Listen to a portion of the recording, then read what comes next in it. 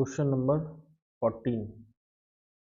Question number 14 में क्या कह रहा है, एक्स वाई जेड तीन पार्टनर हैं, इनका प्रॉफिट शेयरिंग रेशो भी दे रखा है आपको 2:2:1, यानी एक्स, यहाँ कर लेते हैं एक्स वाई और जेड, तीन पार्टनर दे रखे हैं, इनका हमको प्रॉफिट शेयरिंग रेशो दे रखा है 2:1 का। ठीक है, तो fix capital of the partners वर, आपको कैपिटल भी दे रखी है, कैपिटल कितनी दे रखी है 5 लाख रुपए, 5 लाख इसकी, 5 लाख इसकी, और जेड के दे रखे हैं 2.5 लाख रुपए। ठीक है साहब। The partnership deed provides that interest on capital is to be allowed at the rate of 10% per annum. आपको इंटरेस्ट ऑन कैपिटल भी दे रखा है रेट 10%, 10% के हिसाब से, यानी कि सीधा सीधा मैं कहूँ तो इसका हो गया 50,000, 5 लाख पर 10%, इसका भी 50,000 हो गई इंटरेस्ट ऑन कैपिटल, और इसकी कितनी हो गई 25,000। ठीक है, इतने में कोई दिक्कत तो नहीं। इंटरेस्ट ऑन कैपिटल मैंने 10% के हिसाब से निकाली है, 5 लाख रुपए पर 5 लाख रुपए का 10% 50,000 आता है, यहाँ भी 50,000 आ गया, यहाँ 2.5 लाख रुपए का 10% 25,000 रुपये आएगा। ठीक है ना। इसके बाद में कह रहा है कि जेड है ना, जेड ये इसको सैलरी और मिल रही है, कितनी मिल रही है 2,000 पर मंथ, 2,000 रुपये पर मंथ की इसको सैलरी भी दे रहे हैं साहब। ओके, कोई बात नहीं, इसको बेचारे को कुछ नहीं मिल रहा, इसको भी नहीं मिल रहा, ये बेचारा ज़्यादा मेहनत कर रहा है, तो इसको 2,000 रुपये हम सैलरी पे दे रहे हैं महीने के। तो साल के कितने हो गए, साल के हो गए सब 24,000 रुपये। ठीक है जी। अब आगे क्या कह रहा था, profit of the firm for the year ended 31 March 2018 after debiting jet salary was 4 lakh, यानी कि ये सैलरी को घटाने के बाद, ये सैलरी को घटाने के बाद, हाँ जी, 24,000 सैलरी घटाने के बाद, 24,000 रुपये सैलरी घटाने के बाद में हमारा प्रॉफिट कितना दे रखा है 4 लाख रुपए, 4 लाख रुपए का हमारा प्रॉफिट दे रखा है 24,000 रुपये की सैलरी घटाने के बाद। अब आपको करना क्या है, आपको बनाना है profit and loss appropriation account, ये बनाना है। चलिए साहब, बहुत सुंदर, बनाएंगे, बिल्कुल बनाएंगे साहब हम। इधर आ जाइए, अब थोड़ा बड़ा ही कर लूँ।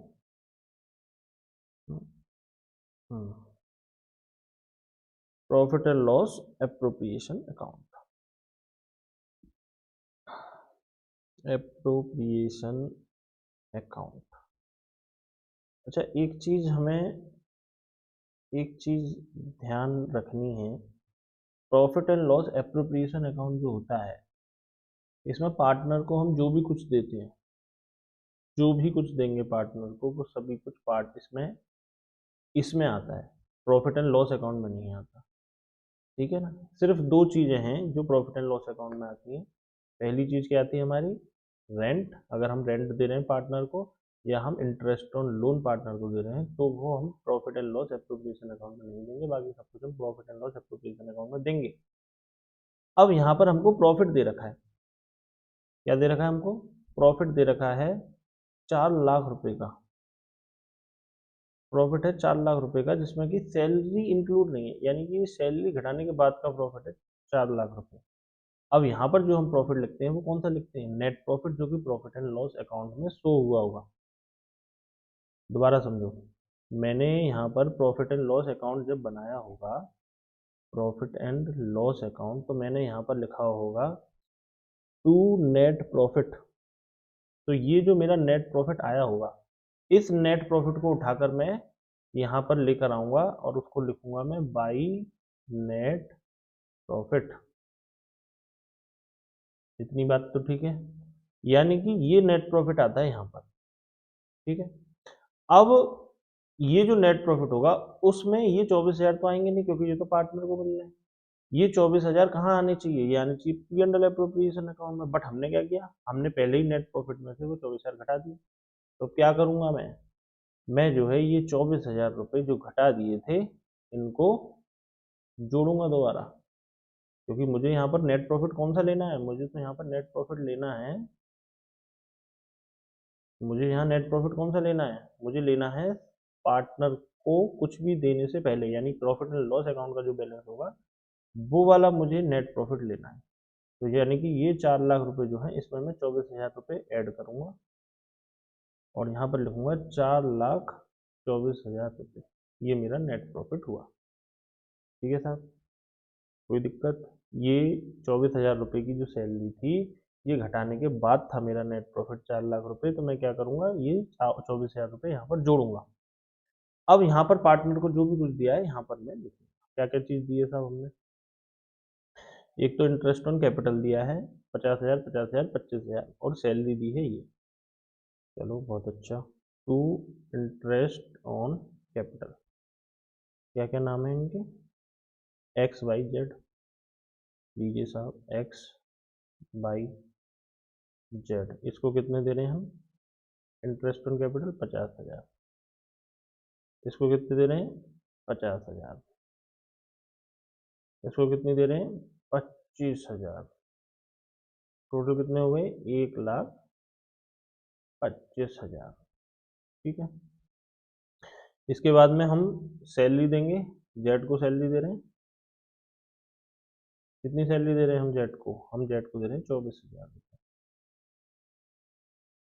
ठीक, इसके अलावा और तो कुछ है नहीं। क्वेश्चन में देख लेते हैं। हमारा 5 लाख रुपए था कैपिटल, इंटरेस्ट ऑन कैपिटल हो गया, जेड को सैलरी दी है, बस इसके अलावा और कुछ है नहीं। हो गया साहब, हो गया। यहाँ पर लिख देंगे टू पार्टनर्स कैपिटल अकाउंट, जो भी प्रॉफिट होगा वो पार्टनर्स कैपिटल अकाउंट में बट जाएगा, एक्स वाई जेड। कितना आया टोटल? यहाँ पे आएंगे 4,24,000,